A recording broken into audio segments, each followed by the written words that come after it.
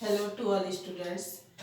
पिछले वीडियो में मैंने आपको हाइड्रोजन का अणु आरेख बनाकर उसकी आबंध कोटि कैसे ज्ञात की जाती है इसके बारे में समझाया था। आज मैं उसी श्रृंखला को आगे बढ़ाते हुए नाइट्रोजन का अणु आरेख बनाकर इसकी आबंध कोटि कैसे ज्ञात की जाती है इसके बारे में डिस्कस करूंगी।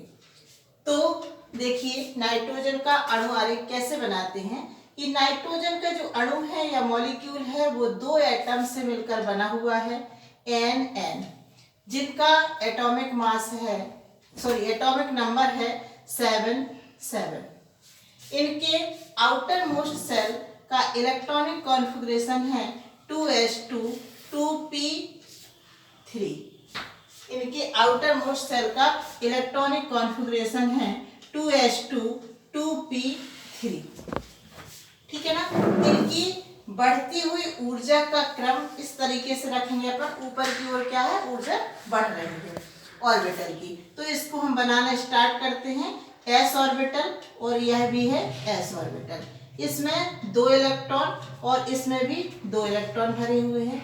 जब यह दोनों ऑर्बिटल एटॉमिक ऑर्बिटल आपस में कंबाइन होते हैं तो 2 मॉलिक्यूलर ऑर्बिटल बनते हैं, जिनमें से एक की ऊर्जा इन एटॉमिक ऑर्बिटल से कम होती है, जिसे बॉन्डिंग ऑर्बिटल कहते हैं, और दूसरे की ऊर्जा इनसे अधिक होती है, जिसे एंटी बॉन्डिंग ऑर्बिटल कहते हैं। इसके पश्चात अब हम देखते हैं 2p3 का। तो 2p में कितने ऑर्बिटल होते हैं 3, px py और pz। px py pz यहाँ पर इसके भी है px py और pz, px py pz। इनमें एक एक इलेक्ट्रॉन डिस्ट्रीब्यूट कर देते हैं। अब जब यह एटॉमिक ऑर्बिटल दोनों परमाणुओं के तीनों एटॉमिक ऑर्बिटल आपस में कंबाइन होते हैं तो 6 एटॉमिक मॉलिक्यूलर ऑर्बिटल बनते हैं, जिनमें से 2 मॉलिक्यूलर ऑर्बिटल की ऊर्जा सेम होती है पर इससे सबसे कम होती है, और एक की ऊर्जा इससे अधिक होती है।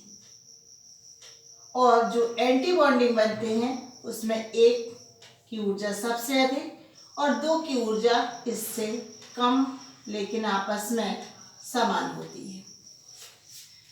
अब इन मॉलिक्यूलर ऑर्बिटल का यह है एटॉमिक ऑर्बिटल और यह जो बने हुए हैं है मॉलिक्यूलर ऑर्बिटल।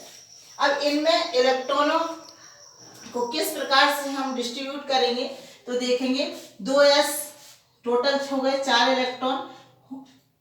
आप बाव के रूल से 2s में यहाँ भर जाएंगे, 2 इसमें भर जाएंगे।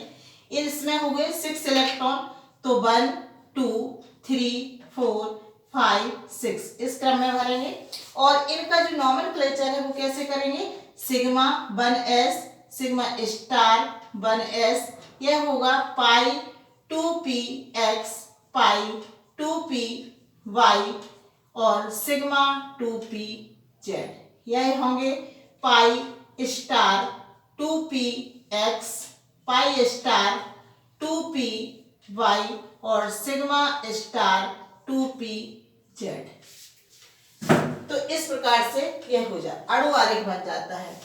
अब हम इसकी आबंध कोटि निकालेंगे। Bond order is equal to NB minus Na/2। तो इसमें बॉन्डिंग ऑर्बिटल में इलेक्ट्रॉनों की संख्या 2 4 6 8 कितनी हो जाएगी 8, माइनस एंटी बॉन्डिंग में 2 ओनली 2, तो 2/2 यानी 6/2 इज इक्वल टू 3।